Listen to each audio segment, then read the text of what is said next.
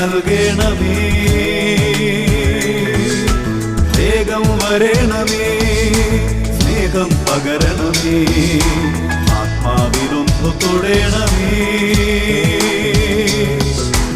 ആരാധനയൻ യേശുവേ, hallelujah maranatha, hallelujah maranatha. Come, Lord Jesus. Praise the Lord. Hallelujah. ഹെബ്രായർ 13:6. അതുകൊണ്ട് നമുക്ക് ആത്മധൈര്യത്തോടെ പറയാം, കർത്താവാണ് എൻ്റെ സഹായകൻ, ഞാൻ ഭയപ്പെടുകയില്ല. Praise the Lord. ഹല്ലേലൂയ. പ്രിയപ്പെട്ട സഹോദരങ്ങളെ, സിറിയൻ മിനിസ്ട്രീസ് ഒരുക്കുന്ന വചന ശുശ്രൂഷയിലേക്ക് യേശുക്രിസ്തുവിൻ്റെ നാമത്തിൽ സേവർക്കാൻ വട്ടാഴ്ചന ആത്മീയ കൂട്ടായ്മയിൽ നിങ്ങളെല്ലാവരെയും സ്വാഗതം ചെയ്യുകയാണ്. Price the Lord. ഹല്ലേലൂയ. ഹെബ്രായ ലേഖനം 13-ാമത്തെ അധ്യായത്തിൻ്റെ 6-ാമത്തെ വാക്യമാണ് ഇപ്പോൾ നമ്മൾ വായിച്ചു കേട്ടത്. അതിനാൽ നമുക്ക് ആത്മധൈര്യത്തോടെ പറയാം, കർത്താവാണ് എൻ്റെ സഹായകൻ, ഞാൻ ഒരിക്കലും ഭയപ്പെടുകയില്ല. Praise the Lord. ഹല്ലേലൂയ. ഈ ഒരു വചനം ഇടയ്ക്കിടയ്ക്ക് നമ്മളിങ്ങനെ പറയുന്നത് നല്ലതാണ്. കർത്താവ് എൻ്റെ സഹായകൻ. നമുക്ക് ആത്മധൈര്യത്തോടെ പറയാം, കർത്താവ് എൻ്റെ സഹായകൻ, ഞാൻ ഒരിക്കലും ഭയപ്പെടുകയില്ല. അവർക്ക് പറയാം ഹല്ലേലൂയ. Praise the Lord.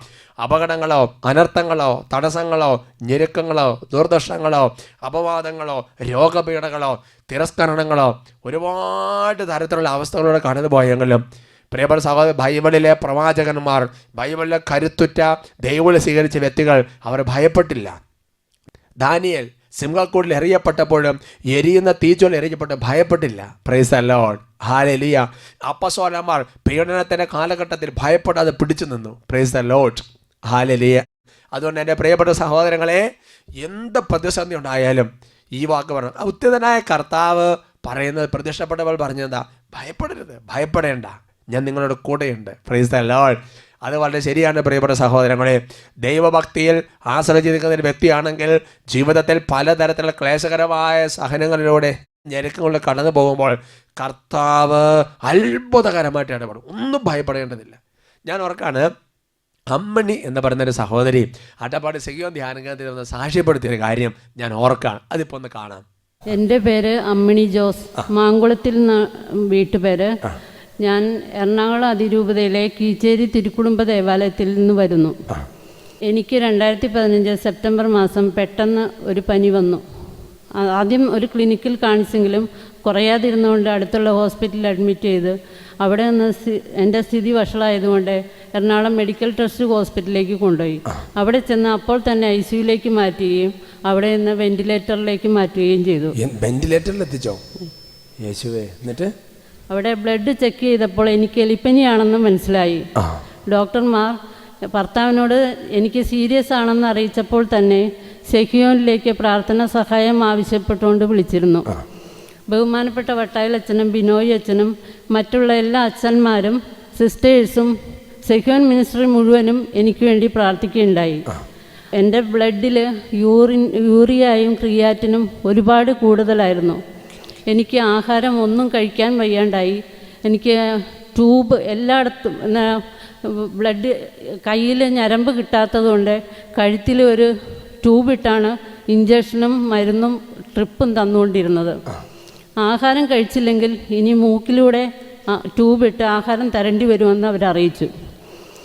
അപ്പോൾ എൻ്റെ മോള് ഇവിടെ നിന്ന് വെഞ്ചരിച്ച വെള്ളവുമായി എന്നെ കാണാൻ വന്നു. വെഞ്ചരിച്ച വെള്ളം ഒഴിച്ച് എനിക്ക് പൊടിയരിക്കഞ്ഞി തന്നു. ഞാൻ മനസ്സിൽ എന്ത് കണ്ടാലും എനിക്ക് ഛർദ്ദിക്കാൻ വരുമായിരുന്നു. ആഹാരം ഒന്നും കഴിക്കാൻ പറ്റില്ല. വായിൽ വെന്റിലേറ്ററിൽ ആയിരുന്നുകൊണ്ട് വായിലെ തൊലി മുഴുവൻ പോയി. പിന്നെ ഉപ്പിട്ട ഒന്നും തരില്ലായിരുന്നു. ഏത് ആഹാരത്തിനും ഉപ്പില്ലാണ്ടാണ് തന്നുകൊണ്ടിരുന്നത്. അപ്പോൾ ആഹാരം കഴിക്കാൻ വയ്യാണ്ടിരുന്ന എനിക്ക് പൊടിയരിക്കഞ്ഞിയിൽ ഈ വെഞ്ചരിച്ച വെള്ളം ഒഴിച്ച് എനിക്ക് കുടിക്കാൻ തന്നു. ഞാൻ ഛർദ്ദിക്കുമോ എന്ന് പേടിച്ചാണ് അത് കുടിച്ചത്. പക്ഷേ വെഞ്ചരിച്ച വെള്ളം ഒഴിച്ചത് കൊണ്ട് ഒട്ടും കളയാതെ മുഴുവനും ഞാനത് കുടിച്ചു. ആ കഞ്ഞി മുഴുവൻ കുടിച്ച് പിറ്റേ ദിവസം പോലെ എനിക്ക് ഒട്ടും ഛർദിലും ഉണ്ടായില്ല. ആഹാരം കഴിക്കാൻ നല്ലോണം പറ്റി. ഡോക്ടർമാർക്ക് പോലും അത്ഭുതമായി. എൻ്റെ യൂറിയയും ക്രിയാറ്റിനും നോർമലായി തീരുകയും Praise the Lord.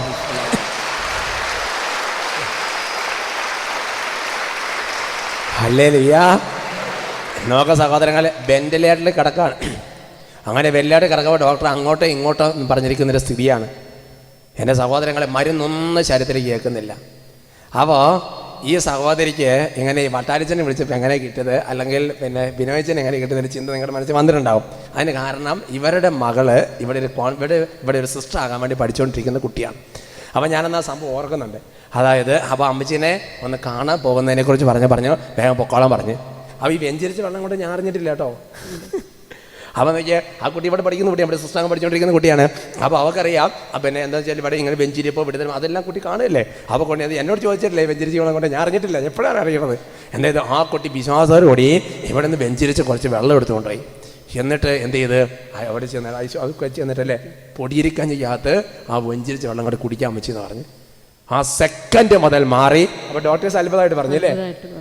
ഡോക്ടേഴ്സ് എന്താ പറഞ്ഞ്, ഇത് പെട്ടെന്ന് നോർമലായി അല്ല. അവർക്ക് വിശ്വസിക്കാൻ പറ്റില്ല. കാരണം മരുന്നെല്ലാം പിന്നെ ക്ലിയർ ആയിട്ട് അപ്പോൾ ചെയ്യാൻ തുടങ്ങിയത് മാത്രമല്ല, അത് എഴുതി തന്നിട്ടുണ്ട്. പിറ്റേന്ന് നോക്കാം കംപ്ലീറ്റ് കാര്യങ്ങൾ നോർമലായിരിക്കുന്നു. അവർക്ക് പറഞ്ഞ ഹല്ലേലൂയ, പ്രൈസ് ദി ലോർഡ്. കൈകൾ ഉയർത്തി കൈയടിച്ച്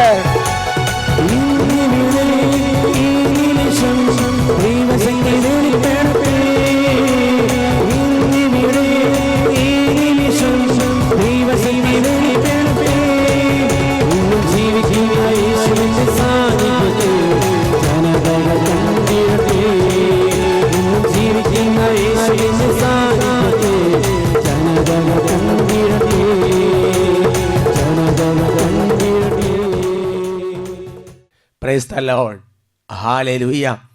അതിനാൽ നമുക്ക് ആത്മധൈര്യത്തോടെ പറയാം, കർത്താവാണ് എൻ്റെ സഹായകൻ, ഞാൻ ഭയപ്പെടുകയില്ല. Praise the Lord. നമ്മൾ പ്രിയപ്പെട്ട സഹോദരങ്ങളെ, ശക്തി നൽകുന്ന ദൈവത്തിൻ്റെ വചനങ്ങൾ ഇങ്ങനെ പറഞ്ഞ് പ്രാർത്ഥിക്കുന്നത് തന്നെ നമുക്ക് വലിയൊരു ശക്തിയാണ്. Price the Lord. നമുക്ക് എഴുന്നേറ്റ് നിന്നൊന്ന് പ്രാർത്ഥിക്കാം. കരങ്ങൾ ഉയർത്തി ഒരുമിച്ച് ഉറക്കെ കർത്താവിനൊന്ന് സ്തുതിക്കട്ടെ. Hallelujah, hallelujah, hallelujah. യേശുവേ ആരാധന, ആരാധന. കർത്താവെ ആരാധന. പരിശുദ്ധാത്മാവെ ആരാധന, ആരാധന, ആരാധന. ഓ കർത്താവായ ദൈവമേ, വചന ശുശ്രൂഷയ്ക്ക് വേണ്ടി ഒരുങ്ങി പ്രാർത്ഥിച്ചുകൊണ്ടിരിക്കുന്ന ഓരോ ദാസന്മാരെ ഇപ്പോൾ അനുഗ്രഹിക്കണമേ എന്ന് പ്രാർത്ഥിക്കുന്നു. കർത്താവായ ദൈവമേ, ആത്മധൈര്യത്തോടെ കർത്താവാണ് എൻ്റെ സഹായകൻ, ഞാൻ ഭയപ്പെടുകയില്ലെന്ന് പറയാൻ തക്ക വിധം പരിശുദ്ധാത്മ ശക്തി ഇപ്പോൾ ഓരോ ശരീരങ്ങളിലേക്ക് ആവസിക്കട്ടെ എന്ന് പ്രാർത്ഥിക്കുന്നു. ജീവിതത്തിൽ ക്ലേശകരമായ സാഹചര്യങ്ങളിലൂടെ കടന്നു പോയിരിക്കുന്ന ഈ വചനത്തിൻ്റെ ആവശ്യം ഇടിമിന്നൽ പോലെ ഇപ്പോൾ വ്യാപരിക്കട്ടെ. സാത്താൻ നിബന്ധിക്കട്ടെ. രോഗപീഠങ്ങളും തടസ്സങ്ങളും ബന്ധനങ്ങളും ആധിപത്യങ്ങളും ശല്യങ്ങളും യേശുനാമം വിട്ടുമാറട്ടെ. ആരാധന, ആരാധന, ആരാധന, ആരാധന. ഓ പരിശുദ്ധാത്മാവായ ദൈവമേ, അവിടുത്തെ വലിയ പ്രകാശമയച്ച് ബുദ്ധിയെ പ്രകാശിപ്പിക്കണമേ, ആത്മാവിനെ ഉണർത്തണമേ. വചന ശുശ്രൂഷയുടെ ആത്മാവേ, വചനത്തിൻ്റെ ആത്മാവേ, ഞങ്ങളിലേക്ക് ആവസിക്കണമേ എന്ന് പ്രാർത്ഥിക്കുന്നു. Hallelujah, hallelujah, hallelujah, hallelujah. യേശുവേ ആരാധന, ആരാധന. യേശുവേ ആരാധന, യേശുവേ ആരാധന, യേശുവേ ആരാധന, യേശുവേ ആരാധന.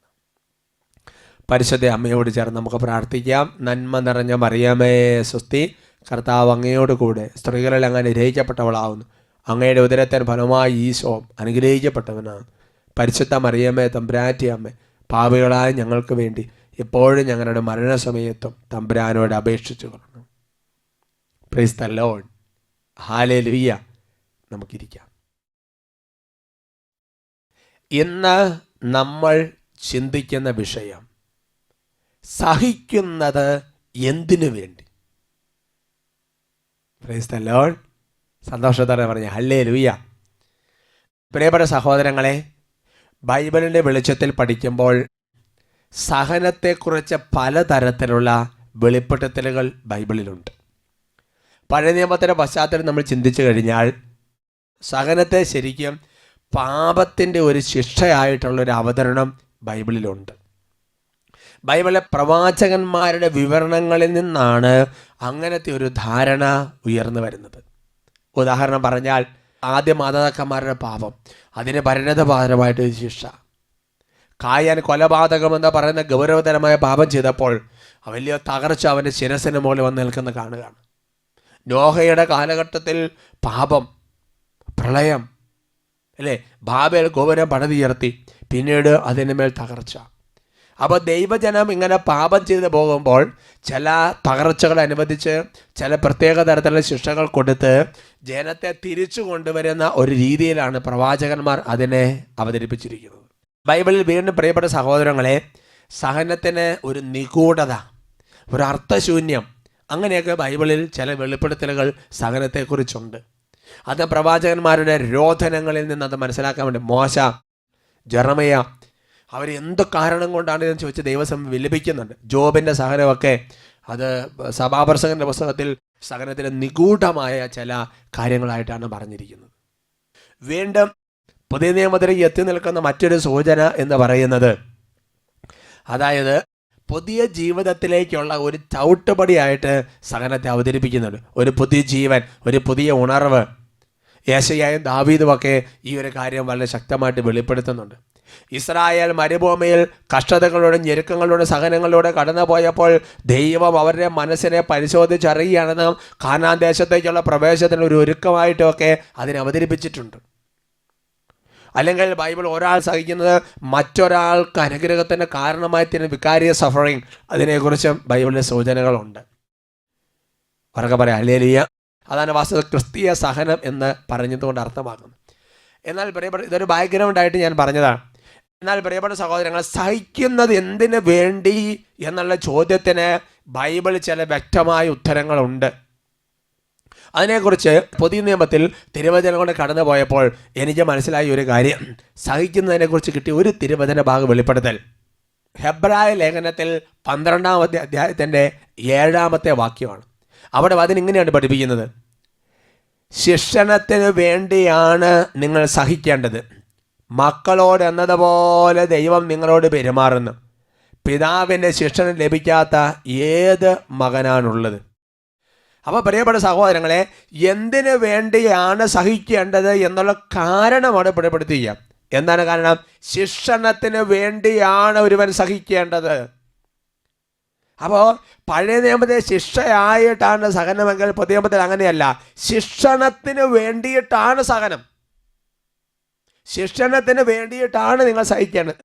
പ്രിയപ്പെട്ട സഹോദരങ്ങളെ, മാതാപിതാക്കന്മാർ കുട്ടികളെ ഒന്ന് വഴക്ക് പറയുമ്പോൾ, ഒന്ന് ശാസിക്കുമ്പോൾ, ഒരു തിരുത്തുമ്പോൾ അവർക്കൊരു വേദന ഉണ്ടാകുന്നുണ്ട്, ഒരു സഹനം ഉണ്ടാകുന്നുണ്ട്, ഒരു വിഷമം ഉണ്ടാകുന്നുണ്ട്. അതെന്തിനു വേണ്ടിയിട്ടാണ്? ശിക്ഷണത്തിലൊരു പരിശീലനത്തിന് വേണ്ടിയിട്ടാണ്. കാരണം അവന് അങ്ങനെ ശിക്ഷണം കിട്ടി വളർന്നെങ്കിൽ മാത്രമേ അവൻ സദാചാരത്തിലും കത്തോലിക്ക സഭയോട് ചേർന്ന് അതേപോലെ തന്നെ വചനാധിഷ്ഠിതമായിട്ട് അവൻ ജീവിക്കുകയുള്ളൂ. അപ്പോൾ ശിക്ഷണം ആവശ്യമാണ്. ശിക്ഷണം ലഭിക്കാതെ വളരുന്ന മക്കളുടെ സ്ഥിതി എന്താണെന്നുള്ളത് പ്രിയപ്പെട്ട സഹോദരങ്ങൾ ആനുകാലികമായ ഒരുപാട് കാര്യങ്ങൾ മനസ്സിലാക്കുന്നതുമാണ്. സഹനത്തിൻ്റെ ഒന്നാമത്തെ ഒരു കാരണം ബൈബിളിൽ പറഞ്ഞിരിക്കുന്നത് ശിക്ഷണത്തിന് വേണ്ടിയിട്ടാണ് ഞാൻ സഹിക്കുന്നത്. ജീവിതത്തെ ചില തിരുത്തലുകൾ, ചില കാർക്കശ്യമുള്ള നിലപാടുകൾ, ചിലപ്പോൾ നമ്മുടെ മനസ്സിന് ഇഷ്ടപ്പെടാത്ത ചില തരത്തിലുള്ള താക്കീതുകൾ നമ്മുടെ ജീവിതത്തിൽ വരുമ്പോൾ, ചില വഴക്കുകൾ കേൾക്കേണ്ടി വരുമ്പോൾ, പ്രിയപ്പെട്ട സഹോദരങ്ങൾ നിങ്ങൾ മനസ്സിലാക്കണം, ഇങ്ങനെ അപ്പോൾ ഒരു വേദന വരും, അപ്പോൾ ഒരു സഹനം വരും. അത് വെറുതെ അല്ല, അത് നിന്റെ ശിക്ഷണത്തിന് വേണ്ടി ദൈവം അനുവദിച്ചു തന്നിരിക്കുന്നതാണ്. അത് നിന്റെ നന്മയ്ക്ക് വേണ്ടി ദൈവം അനുവദിച്ചു തന്നിരിക്കുന്നതാണ്. സന്തോഷത്തോടെ പറയാം ഹല്ലേലൂയ. മനസ്സൊന്ന് പറയാം ഹല്ലേലൂയ. Praise the Lord. വീണ്ടും പ്രിയപ്പെട്ട സഹോദരങ്ങളെ, രണ്ടാമത്തെ ഒരു വെളിപ്പെടുത്തൽ അതിനെക്കുറിച്ച് ലഭിക്കുന്നത് ഹെബ്രായ ലേഖനം 10:36. അവിടെ അതിനിങ്ങനെയാണ് പഠിപ്പിച്ചിരിക്കുന്നത്: ദൈവത്തിൻ്റെ ഇഷ്ടം നിറവേറ്റി അവിടുത്തെ വാഗ്ദാനം പ്രാപിക്കാൻ നിങ്ങൾക്ക് സഹനശക്തി ആവശ്യമായിരിക്കുന്നു. എന്ന് പറഞ്ഞാൽ വാഗ്ദാനം പ്രാപിക്കാനും ദൈവത്തിൻ്റെ ഇഷ്ടം നിറവേറ്റി അവിടുത്തെ വാഗ്ദാനം പ്രാപിക്കാൻ നിങ്ങൾക്ക് സഹനശക്തി ആവശ്യമായിരിക്കുന്നു. ഉറക്കെ പറയാം ഹല്ലേലൂയ. ഹൃദയം തോന്നുന്നു ഹല്ലേലൂയ. Praise the Lord. എന്ന് പറഞ്ഞാൽ പ്രിയപ്പെട്ട സഹോദരങ്ങളെ, ബൈബിളിലെ എഴുതപ്പെട്ട 100 കണക്കിന് വാഗ്ദാനങ്ങളുണ്ട്. 1000കണക്കിന് 10000കണക്കിന് വാഗ്ദാനങ്ങൾ ബൈബിളിലുണ്ട്. ഈ വാഗ്ദാനങ്ങൾ നിറവേറണമെങ്കിൽ എൻ്റെ പ്രിയപ്പെട്ട സഹോദരങ്ങളെ, നീ ദൈവത്തിൻ്റെ ഇഷ്ടം നിറവേറ്റണം. ആ ദൈവത്തിൻ്റെ ഇഷ്ടം നിറവേറ്റി വാഗ്ദാനം പ്രാപിക്കാൻ നിങ്ങൾക്ക് സഹനശക്തി ആവശ്യമാണ്. അതായത് സഹനം കൂടിയേ തീരൂ. അതിൻ്റെ അർത്ഥം എന്താണ്? അതിൻ്റെ അർത്ഥം പറഞ്ഞു തരാം പ്രിയപ്പെട്ട സഹോദരങ്ങളെ. ഇഷ്ടം നിറവേറ്റുന്നിടത്ത് ഒരു സഹനമുണ്ട്. ഇഷ്ടം നിറവേറ്റുന്നിടത്ത് ഒരു സഹനമുണ്ട്. എന്ന് പറഞ്ഞാൽ അവനൊരു ഇഷ്ടം നിറവേറ്റുന്നിടത്തല്ല. എന്ന് പറഞ്ഞാൽ മറ്റൊരാളുടെ ഇഷ്ടം നിറവേറ്റുന്ന സാഹചര്യത്തിൽ എൻ്റെ ചില ഇഷ്ടങ്ങൾ വേണ്ടെന്ന് വെക്കും എന്ന് പറയുന്നത് പോലെ ദൈവത്തിൻ്റെ ഹിതം, ദൈവത്തിൻ്റെ പദ്ധതി, ദൈവത്തിൻ്റെ ഇഷ്ടം നിറവേറ്റണമെന്നുണ്ടെങ്കിൽ ഈ ലോകത്തിന് ഒരുപാട് കാര്യങ്ങൾ നീ വേണ്ടെന്ന് വെക്കണം. ഈ ലോകത്തിന് കുറേ ഇഷ്ടങ്ങൾ, കുറേ കൂട്ടുകെട്ടുകൾ, കുറേ ശരീരത്തിനും മനസ്സിനും ആഹ്ലാദം നൽകുന്ന പലതരത്തിലുള്ള ലോകത്തിന് പ്രവൃത്തി നീ വേണ്ടെന്ന് വെക്കേണ്ടി വരും. അങ്ങനെ വേണ്ട എന്ന് വെക്കുന്നിടത്തൊരു സഹനമുണ്ട്. ദൈവത്തിൻ്റെ ഇഷ്ടം നിറവേറ്റുന്നിടത്ത് സ്വന്തം ഇഷ്ടങ്ങൾ അടിയറ വയ്ക്കലുണ്ട്. ആ അടിയറ വയ്ക്കലാണ് ഒരു സഹനം. ആ സഹനശക്തി, അതിന് സഹനശക്തി ആവശ്യമാണ്. എങ്കിലേ നിനക്ക് ദൈവത്തിൻ്റെ ഇഷ്ടം നിറവേറ്റാൻ ബൈബിളിലെ നിന്റെ മേൽ ദൈവം വാഗ്ദാനം ചെയ്ത 10,000 വാഗ്ദാനങ്ങൾ നിനക്ക് പ്രാപിക്കാൻ സാധിക്കും. Price the Lord. ഉറക്കെ പറ ഹല്ലേലൂയ. അപ്പോൾ എന്തിനാണ് സഹനം? വചനം പഠിപ്പിക്കുകയാണ്, ദൈവത്തിൻ്റെ ഇഷ്ടം നിറവേറ്റി വാഗ്ദാനം പ്രാപിക്കാൻ നിനക്ക് സഹനശക്തി ആവശ്യമാണ്. ശിക്ഷണം ലഭിക്കാൻ നിനക്ക് സഹനശക്തി ആവശ്യമാണ്. വീണ്ടും അടുത്ത വചനത്തിന് വെളിപ്പെടുത്തൽ നമ്മൾ കാണുന്നത് ഹെബ്രായ ലേഖനം 2-ാമത്തെ അധ്യായത്തിൻ്റെ 10-ാമത്തെ വാക്യത്തിലാണ്. അവിടെ വചനം ഇങ്ങനെയാണ് പഠിപ്പിക്കുന്നത്: ആർക്കു വേണ്ടിയും ആര് മൂലവും എല്ലാം നിലനിൽക്കുന്നവോ, ആര് അനേകം പുത്രന്മാരെ മഹത്വത്തിലേക്ക് നയിക്കുന്നവോ, ആ രക്ഷയുടെ കർത്താവിനെ അവിടുന്ന് സഹനം വഴി പരിപൂർണനാക്കുക തികച്ചും ഉചിതമാകുന്നു. കർത്താവ് പരിപൂർണനാക്കപ്പെട്ടത് സഹനം വഴിയാണെന്നാണ് അതിൻ്റെ സൂചന. ആർക്കും വേണ്ടിയോ ആര് മൂലവും എല്ലാം നിലനിൽക്കുന്നവോ, ആര് അനേകം പുത്രന്മാരെ മധുരങ്ങൾ നയിക്കുന്നോ, ആ രക്ഷയുടെ കർത്താവിനെ അവിടുന്ന് സഹനം വഴി പരിപൂർണനാക്കുക ആവശ്യമായിരുന്നു. അപ്പം അതിന് എൻ്റെ പ്രിയപ്പെട്ട സഹോദരങ്ങളെ, നമ്മളൊരു ആഗ്രഹമാണ് പരിപൂർണത.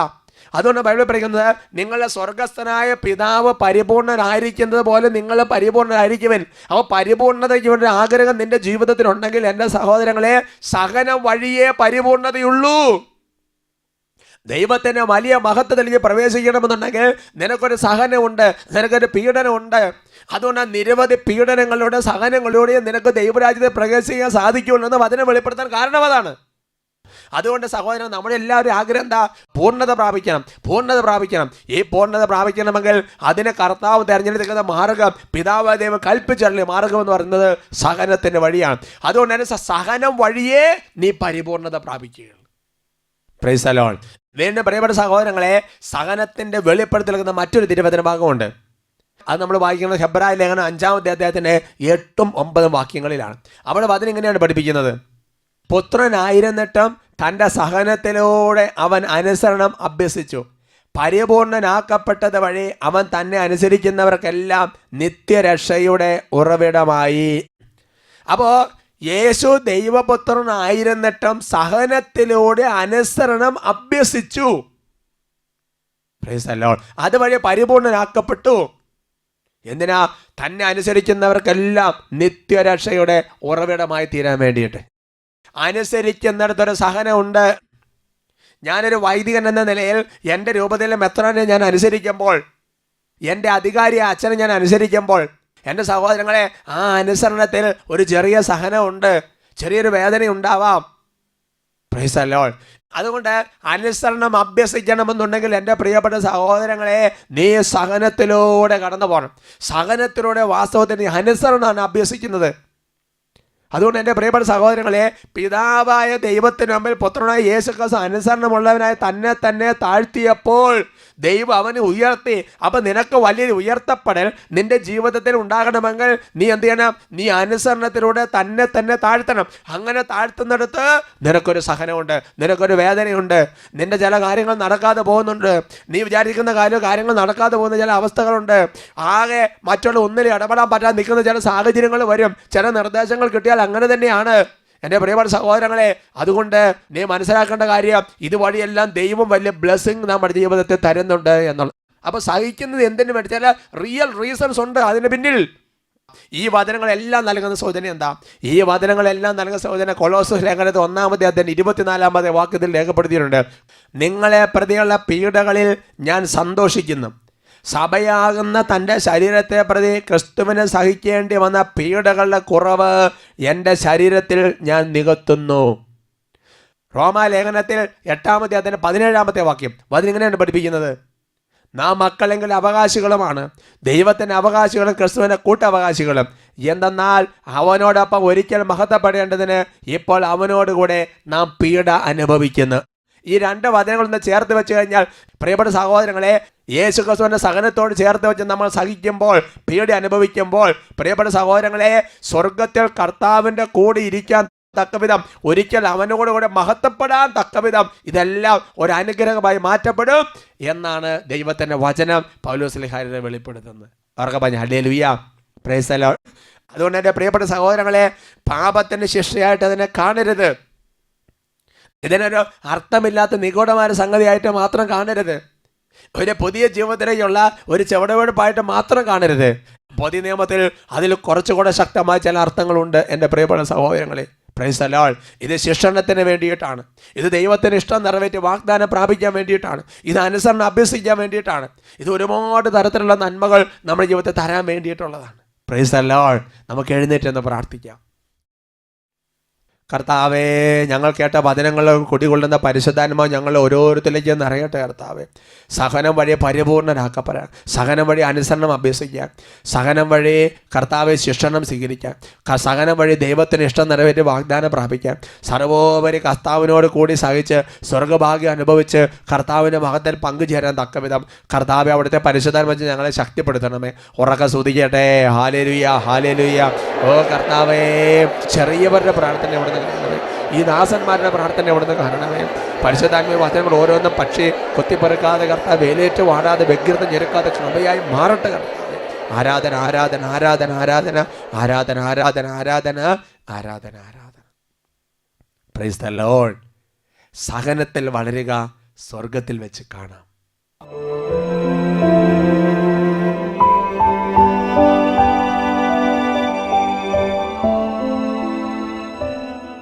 കർത്താവിൻ്റെ മുൻപിൽ ആത്മാവിൽ പ്രാർത്ഥന നിരതരായിരിക്കാം. പ്രിയപ്പെട്ട സഹോദരങ്ങളെ, കർത്താവ് നിനക്ക് കഷ്ടതയുടെ അപ്പവും ക്ലേശത്തിൻ്റെ ജലവും തന്നാലും നിൻ്റെ ഗുരു നിന്നിൽ നിന്ന് മറഞ്ഞിരിക്കുകയില്ല എന്ന് വെളിപ്പെടുത്തിയ കർത്താവിൻ്റെ വചനങ്ങൾ ഓർക്കാം. പുറപ്പാടിൻ്റെ പുസ്തകത്തിൽ ഇസ്രായേൽ ജനതയെ ചെന്ന് പുറപ്പെട്ടപ്പോൾ ഫിലിസ്ത്യരുടെ നാട്ടിലൂടെയുള്ള വഴിയായിരുന്നു എളുപ്പ വഴിയെങ്കിലും ദൈവം അവരെ അതിലുമല്ല നയിച്ചത്.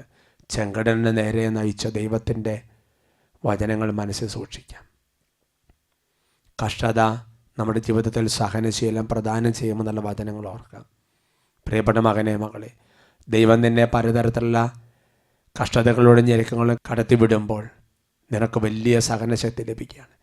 ഈ സഹനം വഴി നീ അനുസരണം അഭ്യസിച്ച്, നീ സഹനം വഴി പരിപൂർണനാക്കപ്പെട്ട്, നീ സഹനം വഴി ദൈവത്തിന് ഇഷ്ടം നിറവേറ്റി, നീ സഹനം വഴി ഒരുപാട് കൃപകൾ നിറഞ്ഞ്, നീ സഹനം വഴി ഒരുപാട് ശിക്ഷണം സ്വീകരിച്ച് ദൈവമായതെല്ലാം രൂപാന്തരപ്പെട്ടുകൊണ്ടിരിക്കുന്ന സമയമാണതെല്ലാം. ഇന്നേവരെ ജീവിതത്തിൽ കടന്നുപോയ ഓരോ സാഹചര്യങ്ങൾ ഓർത്ത് കർത്താവിന് നന്ദി പറയാം. ഇനി സഹനങ്ങൾ കിട്ടുന്ന സാഹചര്യങ്ങൾ വരുമ്പോൾ അതെല്ലാം കൃപയോടെ പ്രതിഫലം മനസ്സിലാക്കിയെടുക്കാൻ കൃപയ്ക്ക് വേണ്ടി പ്രാർത്ഥിക്കാം. കരങ്ങൾ ഉയർത്തി നമ്മുടെ നിയോഗങ്ങളും മറ്റെല്ലാ പ്രാർത്ഥനാ നിയമങ്ങളും സമർപ്പിക്കുമ്പോൾ, ദിവ്യകാരന് ആശീർവാദം നൽകുമ്പോൾ എല്ലാ മേലും കർത്താവ് വിടുതലും കൃപയും നൽകും. കരങ്ങൾ ഉയർത്തി ഉറക്കെ സ്തുതിക്കാം. Hallelujah, hallelujah, hallelujah, hallelujah, hallelujah. യേശുവേ, ആരാധന, ആരാധന, ആരാധന, ആരാധന. എല്ലാ പൈശാചിക പീഡകളും യേശു നാമത്തിൽ വിട്ടു. രോഗപീഠകൾ യേശുവിൻ്റെ നാമത്തിൽ ബന്ധിക്കുന്നു വിട്ടു. തടസ്സങ്ങൾ യേശു നാമത്തിൽ ബന്ധി വിട്ടു. കർത്താവായ ദൈവമായ ഹൃദയത്തിൽ വലിയ പരിശുദ്ധാന്വേഷണം നൽകും. സഹനത്തെ കൃപയാക്കി മാറ്റാൻ തക്കവിധം, കഷ്ടതയെ കൃപയാക്കി മാറ്റാൻ തക്കവിധം വലിയ പരിശുദ്ധാത്മാഭിഷേകം നൽകട്ടെ. ദൈവമായ വലിയ പ്രതിഫലത്തെ മുന്നിൽ കണ്ടുകൊണ്ട് മുന്നോട്ട് പോകാൻ ഇവർ ഓരോരുത്തരും അനുഗ്രഹിക്കണം. എല്ലാ തരത്തിലുള്ള എതിർചിന്തകളും നിരാശയും യേശുനാമത്തിൽ ബന്ധി വിട്ടുകൊണ്ട് കൃപയുടെ അഭിഷേകം വ്യാപരിക്കട്ടെ. ആരാധന, ആരാധന, ആരാധന. യേശുവേ, ആരാധന, ആരാധന.